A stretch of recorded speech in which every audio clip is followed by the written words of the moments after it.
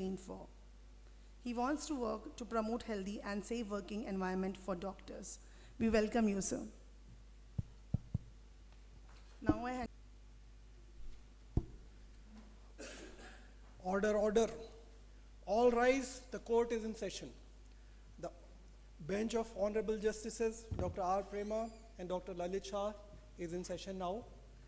So, dear friends, gone are the days when the doctor used to be called to the court as a specialist witness and was extended the courtesy that was due to him.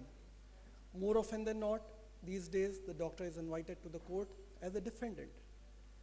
And now with the CPA Act and criminal liability cases, it's going to be worse and worse. You might not be knowing, but now the National Human Rights Commission has drafted a patient's charter as well.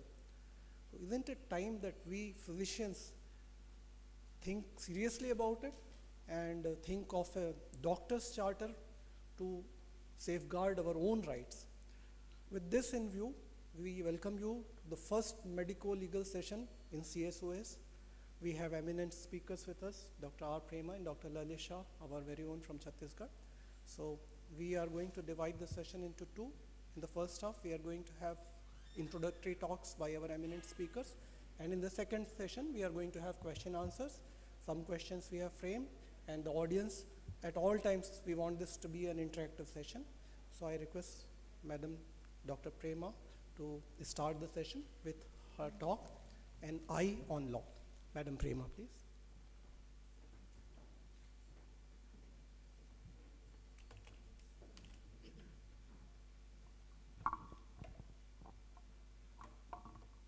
Good afternoon, my dear friends.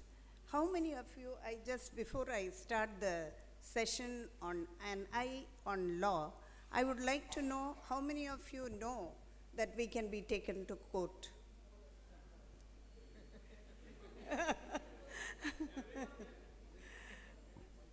I'm too short, I'm not visible. No, I just wanted to know how many of you know that we can be taken to court? Everybody knows? Okay, that's good. That's good because I've been, from the time I graduated in the year 2004, I've been giving lectures in a lot of places, and I've been to a couple of places where people don't even know that the doctors can be taken to court. So that was the state of affairs. So I'm very happy that at Raipur, even though your place has joined this particular state, yesterday only somebody was highlighting to me that only for the past 18 years, you people have come in separately, and Raipur is the city which is your capital city. All the stories I heard yesterday. So now coming back to Eye on Law. See, normally the three things which I would like to talk to you today is how to tackle a legal notice, and you must be hearing a lot about violence against doctors. The violence is really so pathetic that we start wondering whether we need to practice ophthalmology or any other specialty for that matter. So how to tackle legal notices is one thing, and violence is another thing. And third topic which I would like to talk to you is a very, very depressing topic, is the cluster endophthalmitis.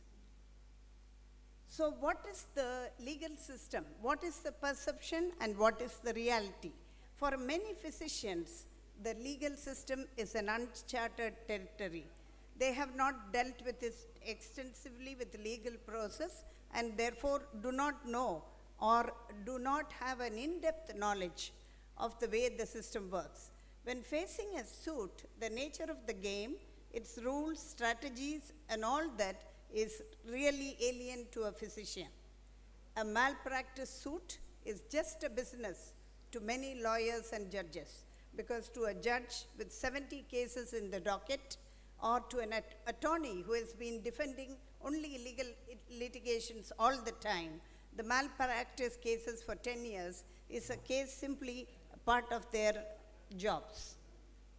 But the litigation process for the medical mind works on a different premise than the legal one.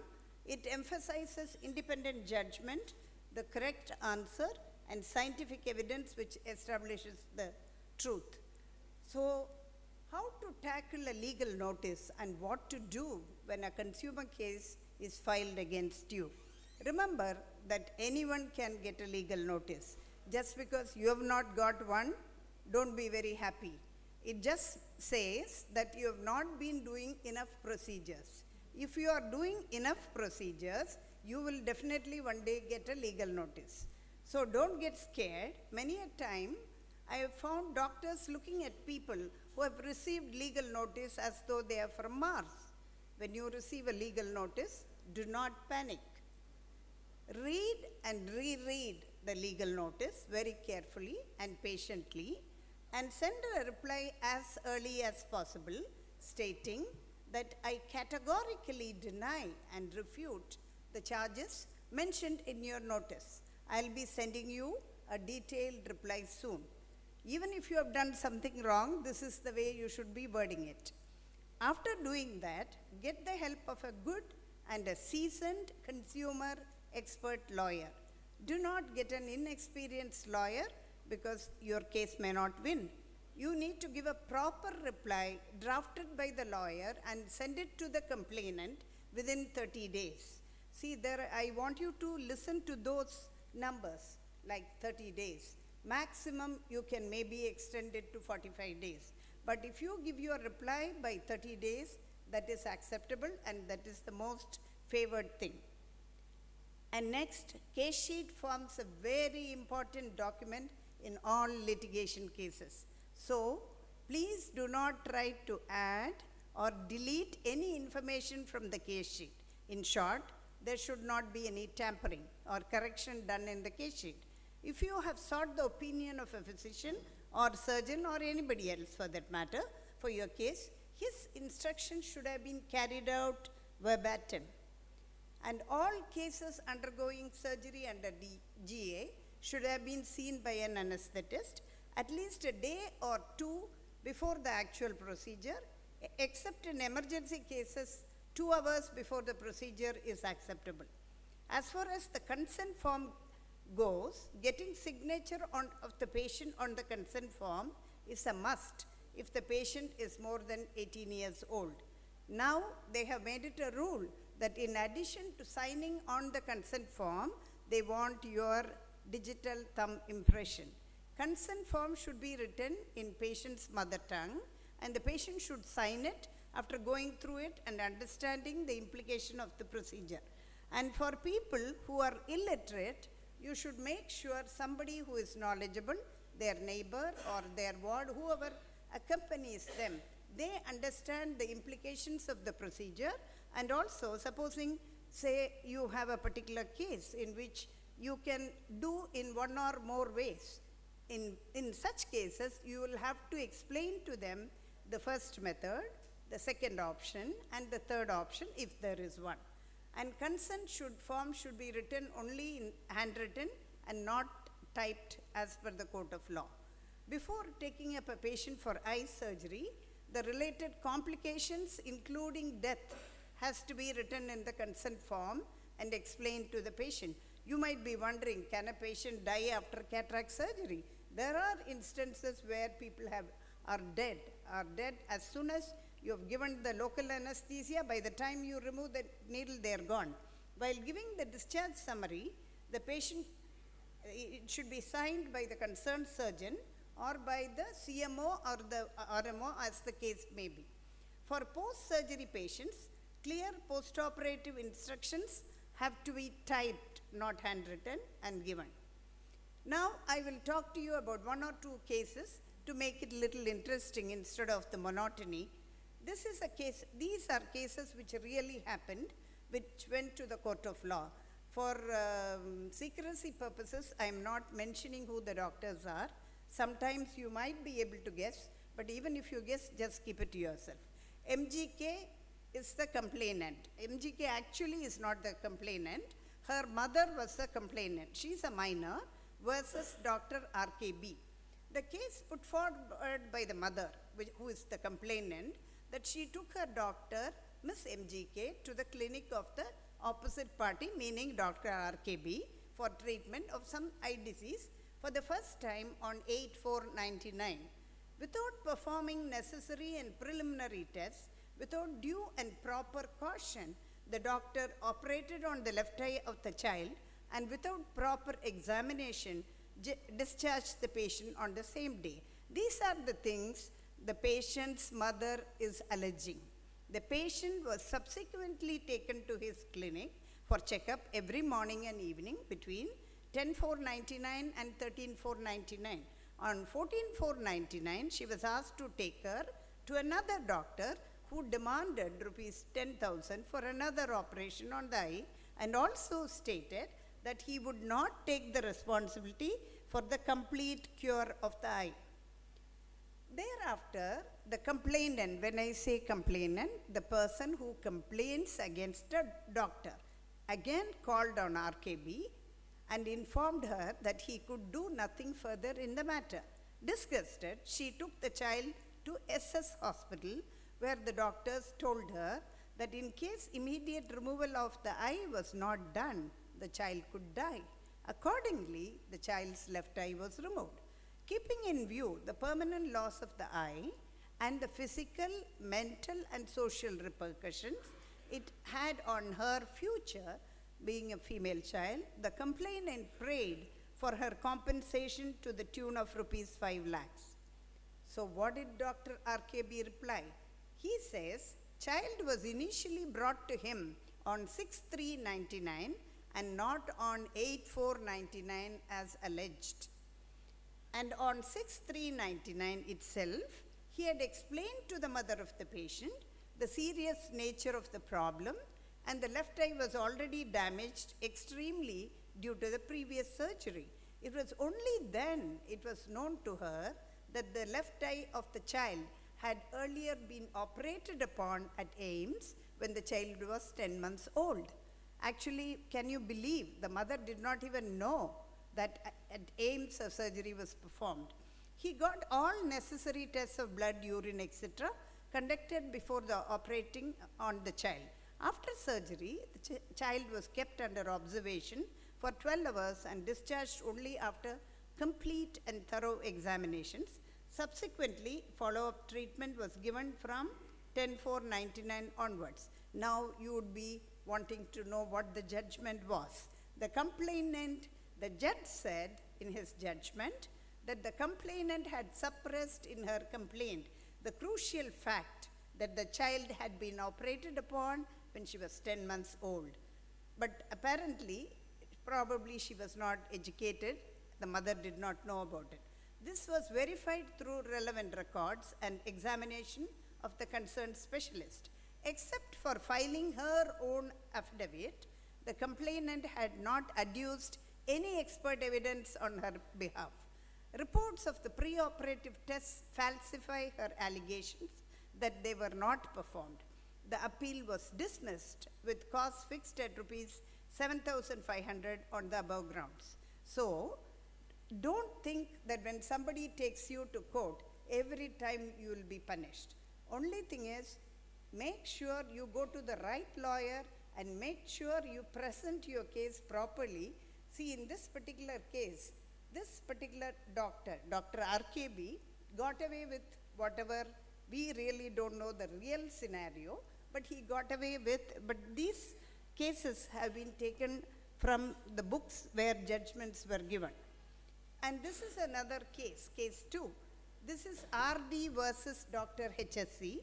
It was claimed that the complainant had cataract in her right eye, for which she consulted Dr. HSC, who operated her cataract and implanted an intraocular lens and on 24/10/2008. However, the vision did not return in 6 months.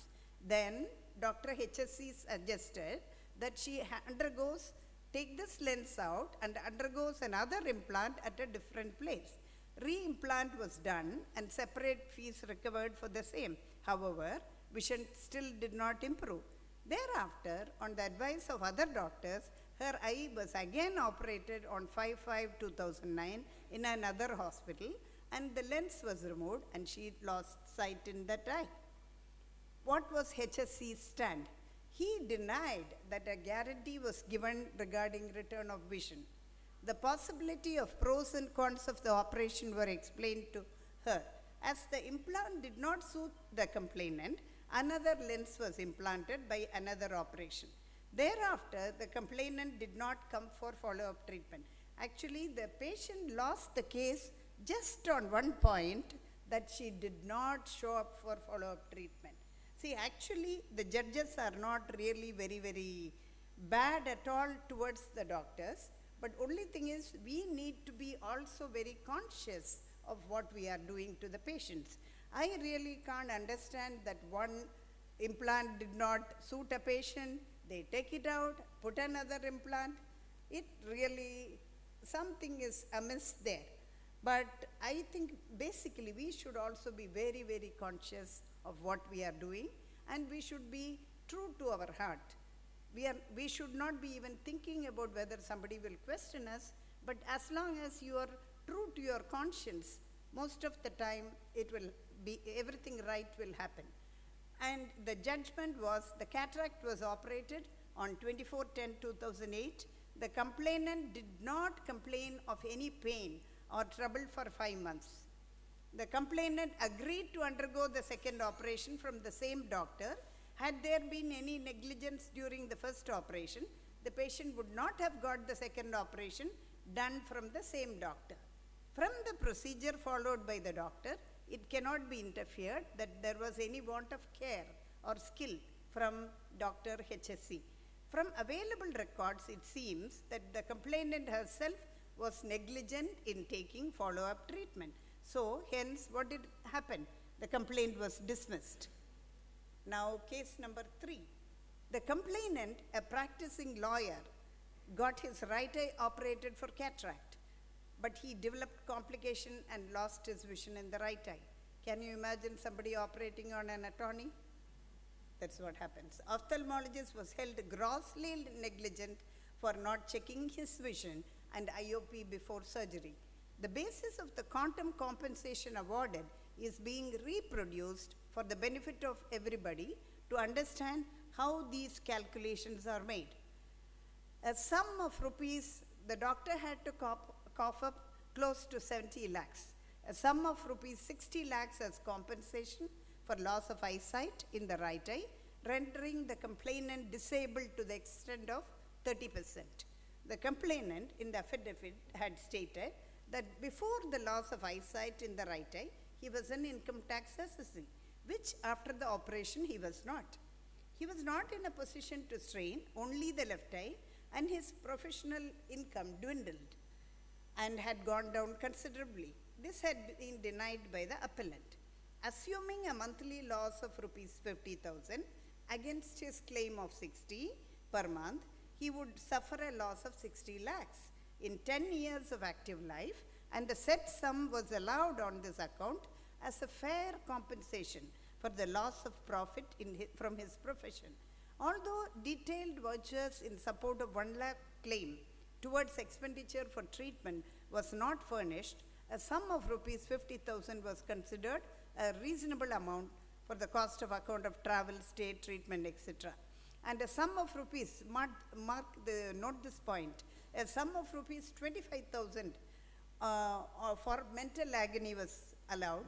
The complainant maintained a car, and with a disability he could not drive, and he necessarily had to engage the services of a driver, for which he rightly deserved to be compensated. A sum of rupees 5 lakhs again was allowed for this account. See how the lawyers calculate?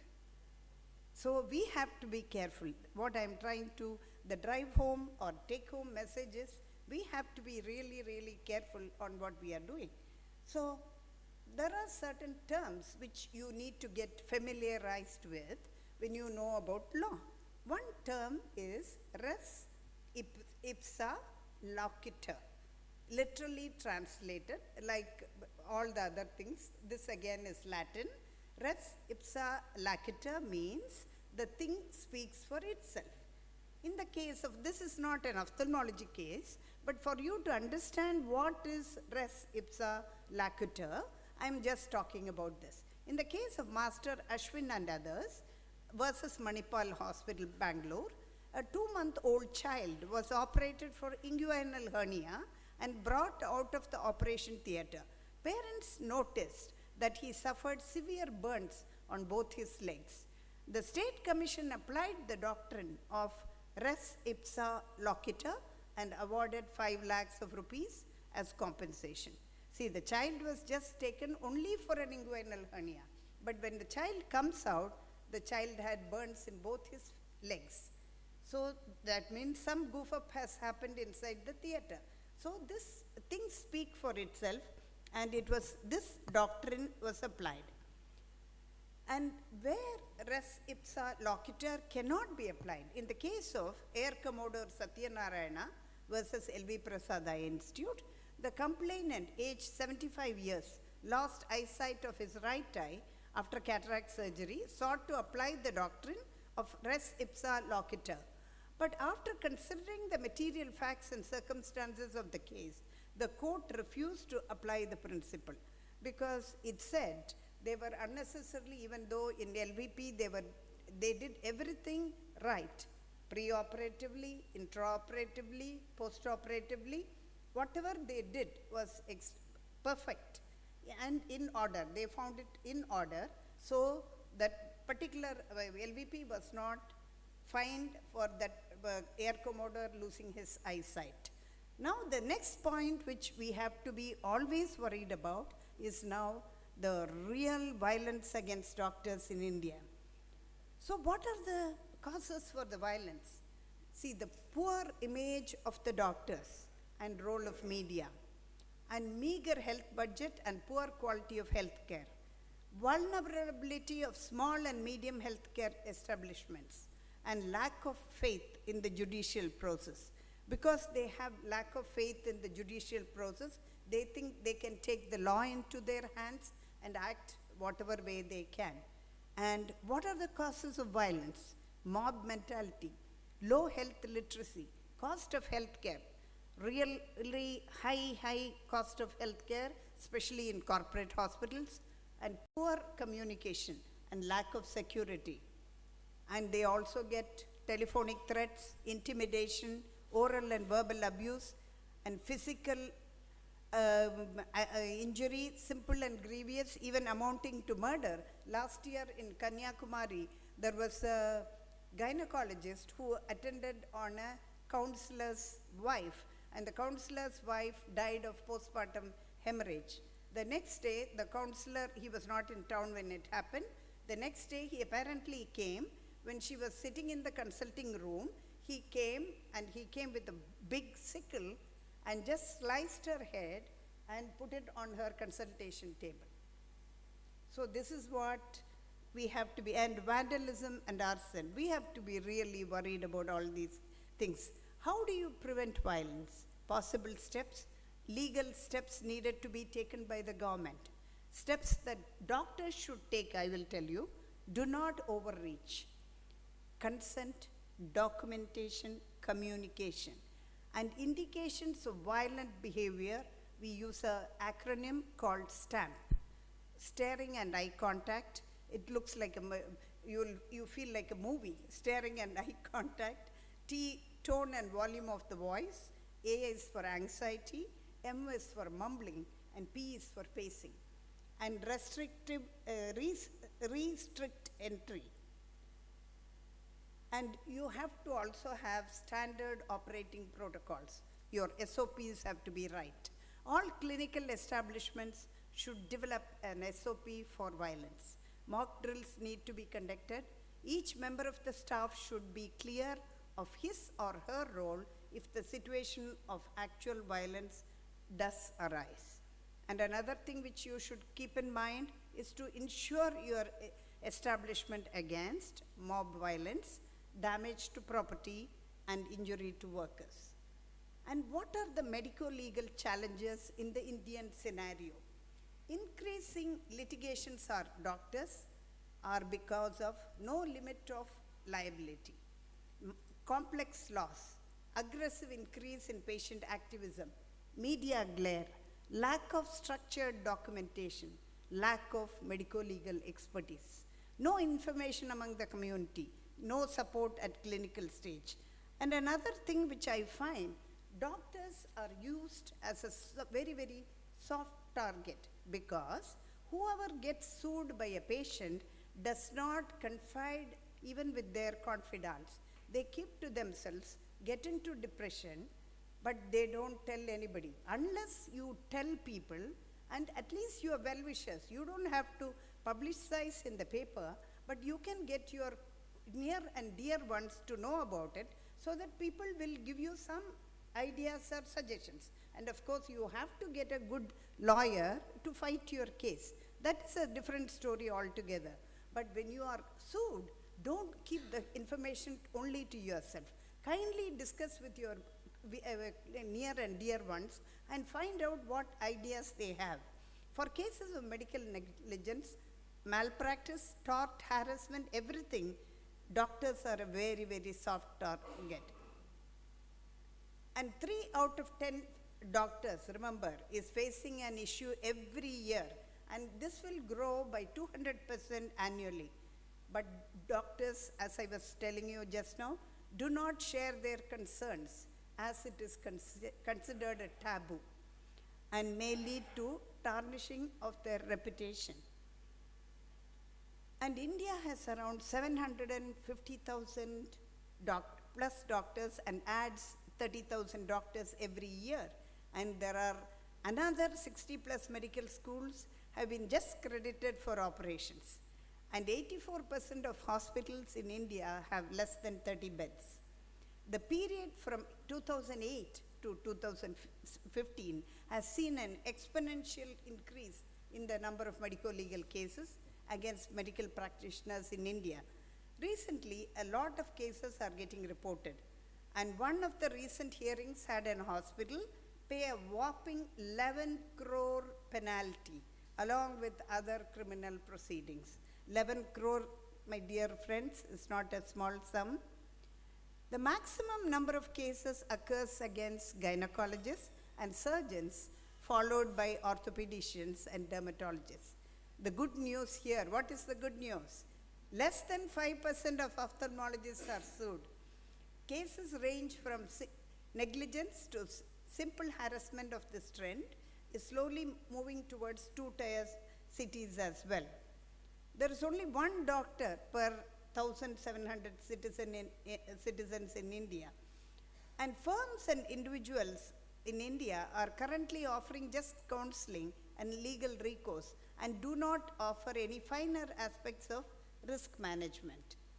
So what do we need actually?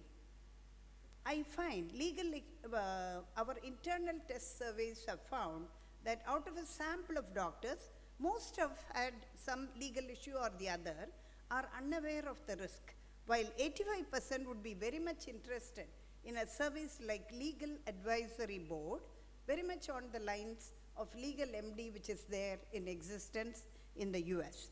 With no professional firm in the space, a Legal Advisory Board, if it is established, it will be in a position to capture the dominant